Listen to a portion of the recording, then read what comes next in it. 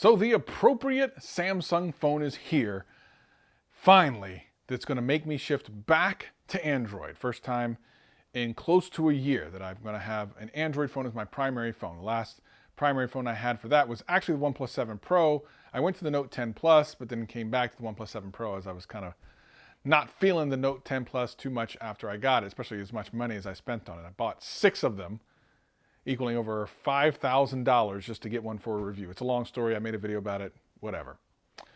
But they have finally made a phone that I want, that I'm going to buy, that I'm actually excited for the first time in a while.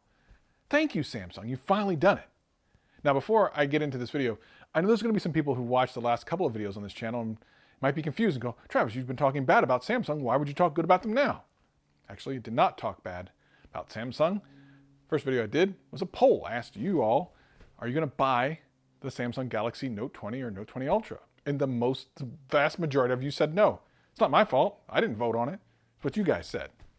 Second video was just telling you about the differences between the Note 20, Note 20 Ultra, and the fact that some of the specs of the Note 20 Ultra don't even match up to the S20 Ultra. Again, not my fault. It's not my deal. I didn't make any of those phones. I just told you about it. It wasn't me hating at all. But Samsung sheep, and yes, I'm not calling them Samsung Knights, Samsung sheep can't see common sense. So they're just going to poop all over the video, and that's fine. No big deal. So for the Samsung sheep, they're not going to understand this video at all, and that's fine. They're not very smart. Everyone else, you're intelligent people.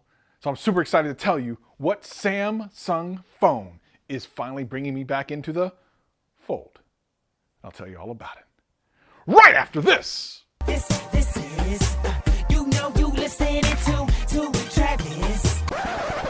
What up, players? Welcome back. And for all you new people, welcome. My name's Travis and I do tech videos every single week and have a blast doing them. If that sounds like fun to you, sit back, relax, and enjoy the videos. Anything I talk about will be in the description below.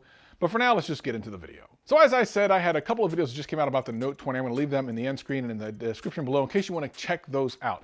They're more specifically about the Note series of phones that are coming out this year, the Note 20 and the Note 20 Ultra. And the Note 20 and the Note 20 Ultra actually marked the first time since the Galaxy Note 2 where I will actually be skipping a Note series of phones. And as a matter of fact, I'm not the only one. Tons of comments in my last video talked about the fact that a lot of Samsung owners are actually skipping this generation of Note, which of course verifies my first video series out of this where I did a poll and asked you if you were going to buy it or not, and most of you said no. Seems like most people that left comments though had the Note 10 Plus and they really liked it and don't see a real reason to upgrade from that phone this year. And I don't blame them for all the guff that I gave the Note 10 Plus. It's actually an excellent phone. I love the color blue that it came in when you got it from Best Buy. I love that thing. It looked amazing. And it worked fine. There was really nothing wrong with it. It just wasn't particularly exciting for me. So, I sold it. I sold it pretty shortly after I bought it. But if you have it and you're enjoying it, this really doesn't change a lot. I mean, there are some cool new things that they're going to put on the Note 20 and Note 20 Ultra that you might be interested in.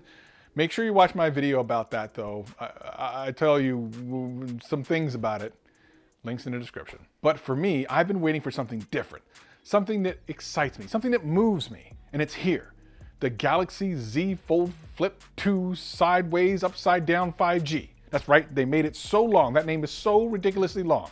I'm just gonna call it the Fold 2. Now, last year I talked about this phone and how much I was excited for it, and I was actually gonna make a huge video about this, and then they delayed it because of all the things that were happening for reviewers. Ironically, I actually had a lot invested in a video I was going to make about that phone. And when it didn't come out, I made one about the iPhone 6s in 2019, which seems like quite a step down. But Flossie Carter collabed with me, so that was kind of cool. Regardless, this phone has me super excited. When folded, finally they fixed one of my biggest gripes about the Fold 1, and that is the much smaller display on the Fold 1's front when you had it folded. Now it's a beautiful 6.2-inch display. It fills the front, it looks beautiful, and it's something that people are going to use. Samsung even said during the presentation of this that, wow, we found out people wanted to use the front. Well, Samsung, the thing's gonna be fold most of the time, and you put a screen out there, so of course they're gonna wanna use it. And that small 4.7-inch or whatever it was, it didn't look very usable. But now it does. That means you're actually going to use the outside more often than you would opening it up. Now, the other thing, we'll talk about the screen here in a second on the inside. One of the reasons you want to keep the Fold 1 closed is how fragile that inner portion screen was. It was made of a kind of a plastic. They've actually fixed that this year. This year, the Fold 2 has a really thin glass, which should help with some of those scratches. Now, of course, glass can scratch as well, but it's certainly going to take a lot more than it will on a plastic screen. And another thing I'm super excited about is that full 7.6-inch screen without the notch. Last year, when you opened up the Fold, there was a big notch for the camera array. Not anymore. Now, while I'm not a big fan of punch hole cameras, I wish they were just not there. I'm actually okay with this. The screen is so big, 7.6 inches unfolded. This thing excites me in all different types of ways. I do use tablets when I'm here at home. It's one of the reasons that I try not to use my phone when I'm at home. I like a bigger screen when I'm trying to relax or maybe watching TV or researching something.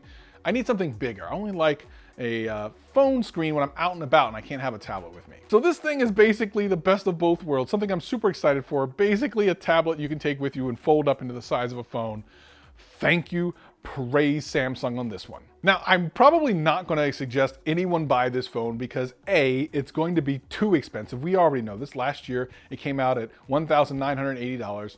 I don't know that it's going to be much less than that this year. Even if it's $1,500 to $1,700, that's a lot of money. I can't really tell my budget-minded audience to go save up enough that's probably rent or mortgage for some of you people for sometimes 2 months. Like, that's crazy. However, as a tech channel and I make money from YouTube, I can actually use that money. I don't have to use any of my living money to get it, so I'm super amped about that.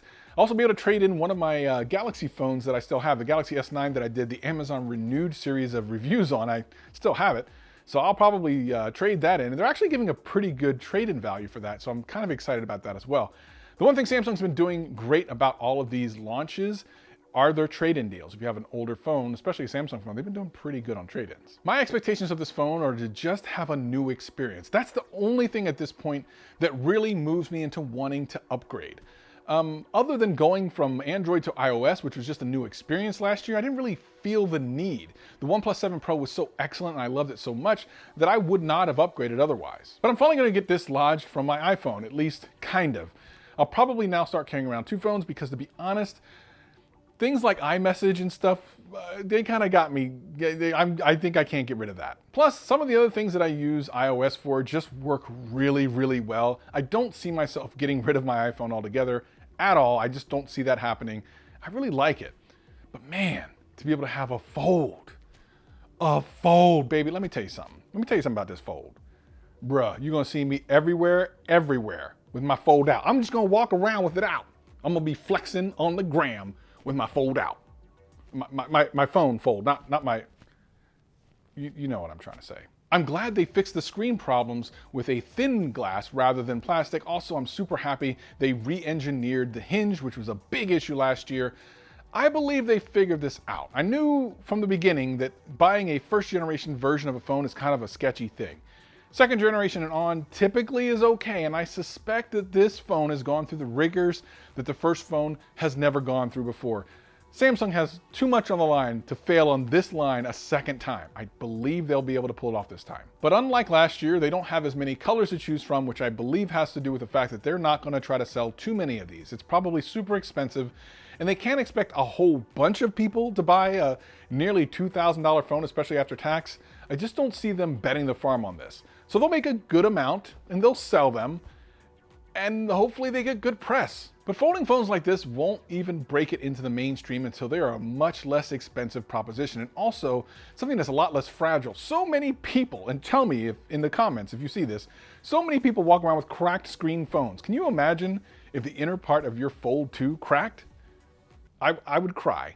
I believe learning from the mistakes of the previous generation of the Galaxy Fold will make this phone worth it. At least that's what I'm hoping. You can actually look back to when the Galaxy Note 7 came out and really did terrible things to their reputation, and how they bounced back with the Galaxy Note 8 and even the S8 and S8 Plus really immediately after that. I mean, it was pretty devastating. They had phones basically exploding, and you know, at least the Fold was breaking before it went public. Like it never went public with those problems. So I believe Samsung has probably figured this out. I'm not really concerned about the fragility. We've seen many videos online of the Z Flip being practically thrown around and having no problems. But what do you think? Are you gonna buy a Galaxy Fold 2? I mean, bro, it's happening. September 1st, I guess, is when they're gonna give us the pre-orders, and I'm ordering it immediately, like immediately. By the way, I did those videos about the Note 20 and Note 20 Ultra. The first one's here and the second one's here. Listen, just watch them. If you haven't already seen them, just watch them. Otherwise, I'll see you next time. Peace and love.